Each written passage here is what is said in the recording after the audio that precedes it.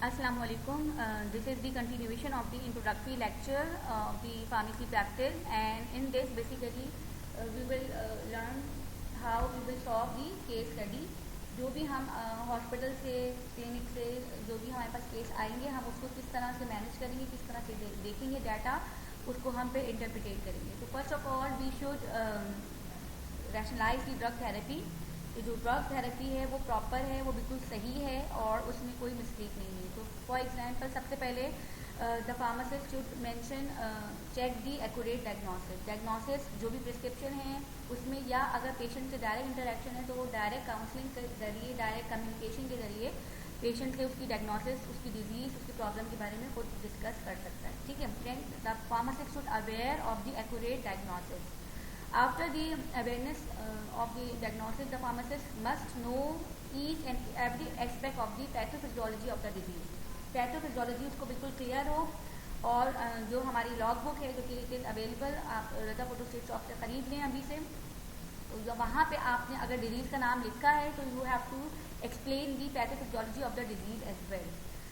Then उसके बाद you should see the prescription जो कि डॉक्टर ने उसको प्रिस्क्राइब किया होगा. Then you have to the knowledge of the basic pharmacology and pharmacokinetics. आप जितनी भी मेडिकेशंस हैं उसका रीज़न आपको पता हो, जस्टिफाई हो कि किस कंडीशन की वजह से कौन सी मेडिकेशन प्रिस्क्राइब की है, उसका ये मैकेनिज्म है, उसकी फार्माकोकाइनेटिक्स क्या है, बॉडी में जाके कितनी एब्जॉर्ब होगी, कहाँ मेटाबोलाइज होगी, कैसे एलिमिनेट होगी, किस डोज भी देंगे.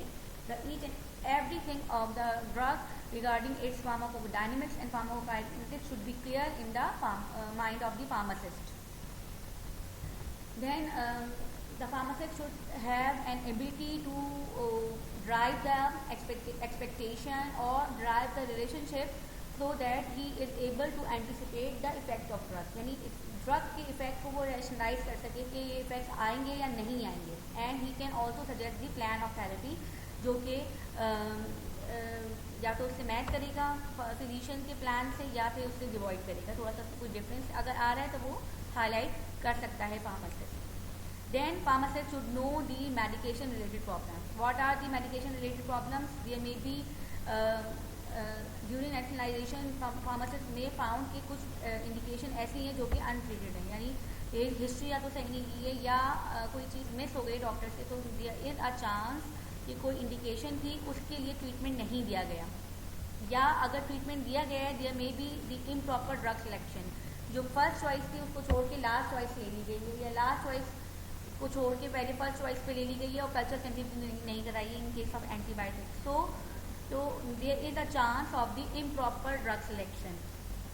मेडिकेशन रिलेटेड प्रॉब्लम से शामिल है. अनदर प्रॉब्लम जो हो सकती है मेडिकेशन से रिलेटेड वो होती है कि dose is wrong. Either there will be the subtherapeutic dose or there may be a overdosage of the drug. दोनों कंडीशन हमारे पास पॉसिबल है, या तो डोज बहुत कम है या डोज बहुत ज़्यादा है. और स्पेशली आपने एज ग्रुप के हिसाब से एज ऑफ द पेशेंट को देखते हुए आपने उसको जो है वो डोजेस चेक करनी है. और स्टैंडर्ड डोजेस अगर आप देखें तो BNF में मेंशन है, लेक्सिकॉन में मेंशन है, और भी हमारे पास सॉफ्टवेयर हैं उसमें भी स्टैंडर्ड डोजेज आर अवेलेबल. आपने उस एज ग्रुप को देखते हुए, उस जेंडर को देखते हुए, उस कंडीशन को देखते हुए पेशेंट की, फॉर एग्जांपल रीनली कॉम्प्रोमाइज कंडीशन है, हेपेटो लीवर फेलियर का कोई पेशेंट है या रीनल कॉम्प्रोमाइज पेशेंट है, दोनों की कंडीशन में अलग अलग आपने डोज देखकर जो है वो सजेस्ट करने की ये डोज होनी चाहिए. एडवर्स ड्रग रिएक्शंस जो हैं वो पता हो हर मेडिकेशन का, और जो हमारे पास प्रिस्क्रिप्शन है उसके अंदर कोई ड्रग इंटरेक्शन तो नहीं है ऐसा वाइटल जो कि स्किप हो गया हो. तो वो हमें इसको ट्रैप करना है कि अगर प्रिस्क्रिप्शन के अंदर कोई ड्रग इंटरेक्शन है तो इस पे क्वेश्चन मार्क लगे कि आपने dose, adverse drug reaction and drug interaction, ये क्लियरली आपको हर प्रिस्क्रिप्शन का एनालाइज करना है. If we talk about the preparing pharmaceutical care plan, उसमें हमारे पास बेसिकली 4 थिंग्स आर इम्पॉर्टेंट है कि first we analyse the patient health care need, वो चाहिए क्या, और उसका जो फार्माकोथेरेप्यूटिक गोल है वो क्या है. Goal of the therapy should be clearly mention. Then identify the therapy recommendation, जो भी थेरेपी है वो जो होनी चाहिए वो आप मेंशन करें.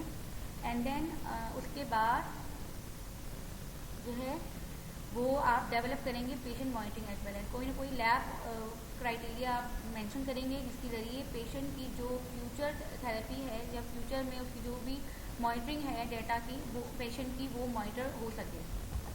To define the patients health care need, the main target is to decrease the potential problem, जो भी उस जिस कंडीशन की वजह से वो फिजिशियन के पास आया है, the problem should be resolve और इधर प्रॉपरली मैनेज, कि उसका जो लाइफ स्टाइल है और क्वालिटी ऑफ लाइफ है वो मेंटेन रहे। तो actually the problem is that कि जो प्रॉब्लम है वो रिजॉल्व हो और फिर कोई और प्रॉब्लम उस पर जनरेट ना हो due to the medication error, due to the adverse drug reaction, due to the drug interaction, कोई और मसला जो है क्रिएट ना हो। यूजली क्या होता है कि पेशेंट जो है वो बहुत ही ज़्यादा मेडिकेशन से जब एक्सपोज होते हैं, तो जब एडवर्स रिएक्शन को फेस करते हैं तो उसके बाद उनमें कोई ना कोई जो है वो ऑर्गन इफेक्ट आता है, ऑर्गन डैमेज आता है, तो वो प्रिवेंट करना फार्मासिस्ट की जिम्मेदारी है। Now we will learn with the help of the case study, and this case study is for the diabetic patient, and the patient is about 55-year-old patient, and she has an hyperglycemia, and basically she has been diagnosed with the type 2 type of diabetes, and she is suffering from the diabetes since 2 years, and she is receiving the treatment as well, and basically she is at the insulin treatment, but the problem is that she is not taking their medication regularly, and she is skipping the medications, due to which it makes her dizzy. She feels tiredness. So what is the need of the patient? The need of the patient is to control its blood glucose level, यानी main problem क्या है इसको कि इसका sugar elevate रहता है, hyperglycaemia है। तो पहली इसकी जो रिक्वायरमेंट है वो ये कि उसका जो ब्लड ग्लूकोज लेवल है वो नॉर्मल से मेंटेन रहे, उसमें जो ये कह सकते हैं कि जो पीक्स आती हैं एकदम से सर्ज हो जाता है ब्लड ग्लूकोज लेवल, वो ना हो, एक यूनिफॉर्म मेंटेन ग्लूकोज लेवल जो है वो मेंटेन रहे। देन अनदर गोल क्या है? अनदर गोल ये है कि जो भी मेडिकेशन इसको प्रिस्क्राइब भी की गई हैं उसके एडवर्स इफेक्ट्स जो हैं वो ना हों। एडवर्स इफेक्ट क्या है वो अभी हम आगे चल के डिस्कस करेंगे।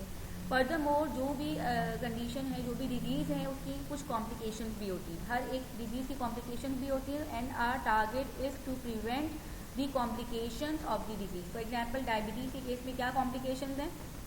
डायबिटीज़ के केस में चांसेस हैं कि आई डैमेज हो सकता है, रीनल डैमेज हो सकता है, and there is a chance कि अगर कोई वाउंड है, फुट इन्फेक्शन हो सकते हैं, कोई भी ऐसा वाउंड है जिसमें इन्फेक्शन होने के चांसेस हैं, क्योंकि ब्लड शुगर हाई है, ड्यू टू दिस जो है वो इन्फेक्शन से बहुत ज़्यादा प्रोन है, कैटरेक्ट चांसेस बहुत ज़्यादा हैं, आई डैमेज, ब्लाइंडनेस के चांसेस बहुत ज़्यादा हैं। तो ये सारे जो पैरामीटर्स हैं ये हम कंसिडर करेंगे, because these are the complications of the diabetes. जो भी हमारे पास डिजीज़ आई है उसकी कॉम्प्लिकेशंस आपको पता हो कि वो अगर कंटिन्यू रहेगी तो वो कन्वर्ट किस कंडीशन में हो सकती है। तो first target is to specify the pharmacotherapeutic goals, so we have to manage the condition, we have to reduce the side effects और prevent the side effects, and we have to prevent the related condition as well. अगर कोई और condition diabetes की वजह से या कोई और कोमॉर्बिडिटी है तो वो भी हम जो है वो सॉल्व करेंगे, बिकॉज यूजली डायबिटीज़ अगर होती है तो हाइपरटेंशन भी होती है, कोई ना कोई हार्ट डैमेज भी होता है, या आई का प्रॉब्लम आ रहा है, या इन्फेक्शन आ रहा है, तो ये भी कोमॉर्बिडिटी है, रिलेटेड कंडीशन है। तो goal is to optimise the blood glucose control, proper blood glucose control. Then after the use of certain medication there is a chance कि हाइपोग्लाइसीमिया हो जाए। हाइपरग्लाइसीमिया हमें मैनेज करना था, तो बेसिकली हमें एक नॉर्मल ब्लड ग्लूकोज लेवल चाहिए, ना हमें हाइपो चाहिए ना हमें हाइपर चाहिए। फर्दरमोर जो कि सीक्वेल है डिजीज़ के उसको हमने स्टॉप करना है या स्लो कर देना है। फॉर एग्जांपल रेटिनोपैथी अगर हो रही है या स्किन इन्फेक्शन से, तो हमने उसको प्रिवेंट करना है कि वो ना हो, ठीक है। थेरेपी रिकमेंडेशन में ड्रग सिलेक्शन होगी, उसकी dose and dosing frequency selection होगी, रूट ऑफ एडमिनिस्ट्रेशन सिलेक्शन होगी, and the length of therapy भी जो है कंसिडर की जाएगी कि कितनी, ये चार चीज़ें हैं जो हम कंसिडर करेंगे: drug selection, dose and dosing frequency, route of administration and length of the therapy. For example in case of diabetes अगर हम ड्रग सिलेक्शन की बात करें, then first choice is the oral anti diabetic agent, because इसमें administration का problem नहीं होता, and patient usually avoid insulin due to the repeated injection, जो कि उसको आईपी लगाने पड़ते हैं खुद ही, तो उन इंजेक्शन को अवॉइड करने के लिए यूजली पेशेंट रिकमेंड कि वो ओरल टैबलेट्स ले लें। इसके लिए ओरल हाइपोग्लाइसेमिक है, लेकिन उसके लिए मॉनिटरिंग ज़रूरत है कि ज़रूरी नहीं है कि अगर टाइप 2 डायबिटीज़ है यूजली मैनेज हो जाती है ओरल एंटी डायबिटिक से। और फर्स्ट चॉइस हमारे पास है, हमारे पास मेटफॉर्मिन है या ग्लाइक्लाजाइड है, सल्फोनाइल यूरियाज है, जो कि oral most commonly prescribe anti diabetic agents हैं।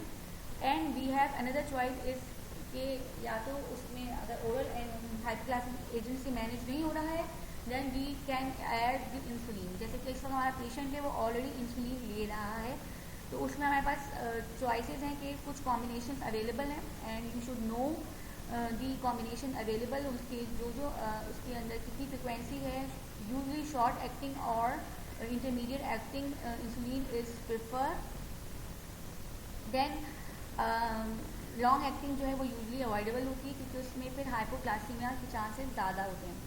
Dose and dosing frequency should be set के इंसुलिन मिक्सचर और बाय पेसी प्रिपरेशन यूजली 30 और 70 के रेशो में हमारे पास होता है अवेलेबल। उसके पेन्स अवेलेबल होते हैं, तो उसमें यूजली मील टाइम्स के बिहाफ पे जो है वो डोजेस लगाई जाती है। एक तो सुबह लगाई जाती है और एक जो है वो हर मील के बाद या मील के साथ जो है वो इंजेक्शन जो है वो लगाते हैं। Usually they are syringes and जो कि आईपी रूट है, पेन जो होते हैं बेसिकली इंसुलिन के जो पेन है वो यूटिलाइज करते हैं। तो प्रॉपर कितने टाइप के पेन अवेलेबल हैं, वो रिस्पॉन्सिबिलिटी कि आप जैसे अभी हमें डायबिटीज़ डिस्कस किए तो कौन कौन सी हमारे पास जो है वो डोजेज फॉर्म अवेलेबल है रिगार्डिंग दी इंसुलिन, वो आप मुझे बताएंगे, ठीक है।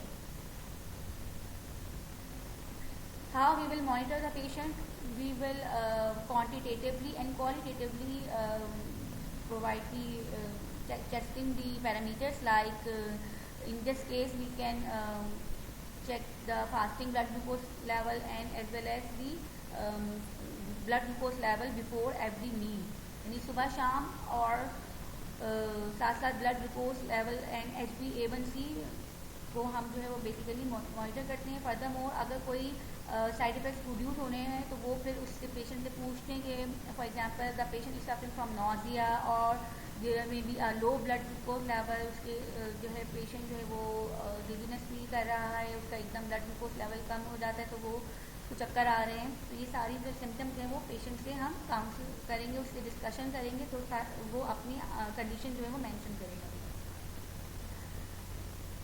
तो patient basically with diabetes and तो मंथली कंसल्टेशन इज़ एडवाइजेबल कि उसमें जो है या तो वो कम्युनिटी फार्मेसी से जो उसका डिस्कशन हो ताकि वो सिम्टम्स को रखे। फिर इसके बाद उसका डाइटरी एक चार्ट मैनेज किया जाएगा कि कौन सी चीज़ें हैं, कौन सी डाइट है जो कि उसको लेनी चाहिए और कौन सी डाइट है जो कि उसको नहीं लेनी चाहिए, और उस डाइट को अवॉइड करने से जो है उसकी जो क्वालिटी ऑफ लाइफ है वो इम्प्रूव होगी और जो फ्लक्चुएशन है ब्लड ग्लूकोज लेवल में वो बहुत ड्रास्टिक नहीं होंगे, जिसकी वजह से जो उसकी थेरेपी है वो ऑप्टिमाइज होगी। वरना अगर डाइट में इनटेक इंक्रीज रहा हाई शुगर इनटेक प्रोडक्ट्स का तो उसमें फिर ग्लूकोज के सर्ज आएंगे। जब ग्लूकोज के सर्ज आएंगे, हाई ब्लड ग्लूकोज है तो जो इस वक्त करंट मेडिकेशन चल रही है वो उसको इफेक्टिवली कवर नहीं करेगी। तो the pharmacist should council the patient के डाइटरी मैनेजमेंट के साथ आपने फार्माकोलॉजिकल मैनेजमेंट को पैरेलल लेकर चलना है और एक स्टैंडर्ड को फॉलो करना है। ये नहीं है कि एक दिन आपने बहुत ज़्यादा मीठा ले लिया और मीठा अवॉइड किया और उसके बाद क्या होगा कि या तो हाइपोग्लाइसेमिक अटैक्स होंगे या हाइपरग्लाइसेमिक अटैक्स होंगे, तो फिर जो है वो कंडीशन जो है वो वर्सन होगी और फिर ऑर्गन डैमेज, आई डैमेज और जो है वो इंक्रीज होंगे। तो इसके लिए फार्मास्यूटिकल केयर इश्यूज जो हैं वो डिस्कस किए जाएँ and there should be the plan which should be establish and after the establishment of the plan should be verified by means of certain test. जो भी टेस्ट हैं उसकी रेगुलर मॉनिटरिंग से पता चल जाएगा कि ब्लड ग्लूकोज लेवल जो है वो मेंटेन हो रहे हैं या नहीं हो रहे, अदरवाइज जो थेरेपी है वो सक्सेसफुल नहीं है। तो there is a need of the education and there is a need of highlighting the glucose and lipid management. Usually क्या होता है कि अगर पेशेंट डायबिटिक भी होता है तो उसके साथ उसकी लिपिड जो है प्रॉब्लम भी उसमें आ जाती है और लिपिड मैनेजमेंट में भी प्रॉब्लम होती है। तो फर्दर मोर यूजली पेशेंट जो है वो जब डायबिटिक हो जाता है तो फिर वो जो है वो ट्रेन करते जाता है कि वो सेल्फ मॉनिटरिंग करे, ब्लड ग्लूकोज लेवल पे सेल्फ जो है वो चार्ट मेंटेन करे और सा लेकर आए वीक की इंटरप्रिटेशन के साथ कि किस वक्त उसकी क्या ब्लड ग्लूकोज की कंडीशन थी, वो पूरा उसके साथ असिस्ट करके आए, ठीक है। देन साथ साथ उसकी क्या क्या चीज़ें मॉनिटर होंगी, उसकी फीट, उसकी स्किन, उसका ब्लड प्रेशर, उसका बॉडी वेट जो है वो कंटिन्यूसली चेकअप होगा उसका कि ब्लड प्रेशर तो हाई जो है एलिवेट नहीं हो रहा, या बॉडी वेट बहुत ड्रास्टिक इंक्रीज तो नहीं हो रहा, या बॉडी वेट बहुत ड्रास्टिक डिक्रीज नहीं हो रहा। इसमें फुट जो है वो नमनेस आ जाती है डायबिटीज़ में, तो अगर फीट की इन्वेस्टिगेशन प्रॉपर बार बार की जाती है कि पाँव में कोई जख्म तो नहीं है, इस तरह का फॉलो अप जो है हमारे पास जो है वो फॉलो अप होता है, रेफर किए जाते हैं। And then outcome should be measure HbA1c and home blood glucose measurement and healthy lifestyle जो है वो मेंटेन है या नहीं है। इसके लिए पेशेंट सेटिस्फैक्टरी क्वेश्चनेयर होते हैं जो कि फार्मेसी प्रोवाइड करता है, और वो फार्मासिस्ट जो है वो उनको क्वेश्चनेयर देता है, वो अपनी थेरेपी से रिलेटेड उस क्वेश्चनेयर के आंसर करते हैं। वो क्वेश्चनेयर हम निकाल लिया करेंगे। अब जैसे फॉर एग्जाम्पल डायबिटीज़ का है तो अब आप की रेस्पॉन्सिबिलिटी है कि वो डायबिटीज़ का जो क्वेश्चनेयर है जो कि एक पेशेंट से आप पूछेंगे बीइंग अ फार्मासिस्ट, वो आपको पता वो क्वेश्चनेयर आप डाउनलोड करके लाएँ, हम वो फिर डिस्कस करेंगे, ठीक है। तो हर एक डिजीज़ को जब हम डिस्कस करेंगे तो फिर उसका एक क्वेश्चनेयर है कि जो हम पेशेंट से डिस्कस करेंगे, वो क्वेश्चनेयर आपको आना चाहिए, आपको पता होना चाहिए, ठीक है। वो हम डिस्कस भी करेंगे इंशाल्लाह, ठीक है। Then we have the another case study regarding the cancer and cancer के अंदर बेसिकली हम अभी थेरेपी की तरफ डिस्कस नहीं कर रहे, ये सिर्फ समझाने के लिए मैंने एक और केस स्टडी ले ली है। उसमें बेसिकली प्रॉब्लम क्या क्या है, गोल्स क्या है कि इसमें पेन बहुत ज़्यादा है एंड कैंसर की मैनेजमेंट बहुत मुश्किल है। तो जो भी ट्रीटमेंट चल रहा है कैंसर का साइड बाई साइड उसकी जो साइड इफ़ेक्ट्स हैं उससे जो है वो पेशेंट को जो है वो अवॉइड करें। यूजली कैंसर की जो ट्रीटमेंट हॉस्पिटल्स हैं वो डिफरेंट होते हैं और वहाँ पे फार्मासिस्ट भी होता है और उसके साथ सारी चीज़ें जो है वो मैनेज हो रही होती है। यूजली वहाँ पे क्लिनिकल फार्मासिस्ट जो है वो अपना पार्ट प्ले कर रहा होता है। फॉर एग्जाम्पल यहाँ पे हमारे पास जो हॉस्पिटल है वो NIBD है और वहाँ के हम केसेस जो है वो लेते भी हैं और हॉस्पिटल इंटर्नशिप प्रोग्राम होता भी है। तो वहाँ पे जब फार्मासिस्ट जाता है तो वो बहुत ही अच्छी तरीके से चीज़ें लर्न करके वहाँ से आता है। And here the drug selection and dose and dosing frequency में इतना तो रोल फार्मासिस्ट का नहीं होता। हाउएवर BSc की बेसिस पे डोजेस की डायरेक्शन प्रिपरेशन, उसकी हैंडलिंग, साइटोटॉक्सिक ड्रग की हैंडलिंग, अंदर फार्मेसी, ये सब चीज़ें जो है वो फिर NIBD की इंटर्नशिप में यूजली फार्मासिस्ट जो है वो लर्न कर लेता है, ठीक है। लेंथ ऑफ थेरेपी ये सब जो है वो वहाँ पे प्रॉपरली मेंशन है।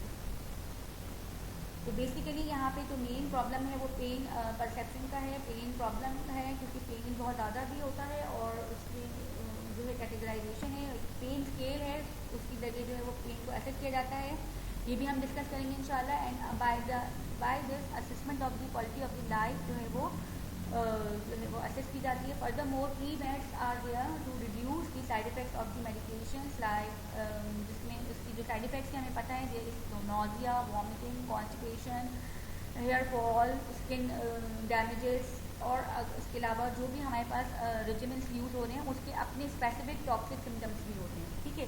तो pre meds are there to reduce the symptoms. However in certain condition जो प्री मेड्स हैं वो कवर अप नहीं कर रही होती है तो उसकी हम काउंसलिंग करते हैं कि पेशेंट को कुछ जो है सिम्टम्स वो आएंगे after the use of the cancer regiment, anti cancer regiment. And the assignment for the patient for the class is that कि इसी तरह जैसे कि डायबिटीज़ का हमने भी किया है उसी तरह हम जो है वो डिस्कस करेंगे क्रॉनिक हाइपरटेंशन का प्लान कि किस तरह हम एक अगर हाइपरटेंशन का पेशेंट है तो उसको कैसे हम उसका पूरा गोल बनाएंगे, थेरेपी क्या क्या चीज़ें मॉनिटर करेंगे, क्या क्या ट्रीटमेंट स्ट्रैटेजी है, वो सारा हम देख कर फिर पेशेंट सेटिस्फैक्शनल सर्वे भी कंसिडर करेंगे, ठीक है। तो ये स्टूडेंट का असाइनमेंट है कि वो जो है वो हाइपरटेंशन की इंफॉर्मेशन लेके आए। हो सकता है कि मंडे की जो फिजिकल क्लास है वो फिर मैं लूँ या मैडम से मैं रहूँ, ठीक है। जो भी होगा आप मेरे जो है वो वीडियो लेक्चर देख कर आएंगे ताकि जो मैं असाइनमेंट दे रही हूँ, जो भी टॉपिक हम डिस्कस करने को कह रहे हैं वो आप रीड करके आएँ ताकि हम फिर आपको क्लास में थॉरली डिस्कस कर सकें। Okay, thank you. अल्लाह हाफ़िज़।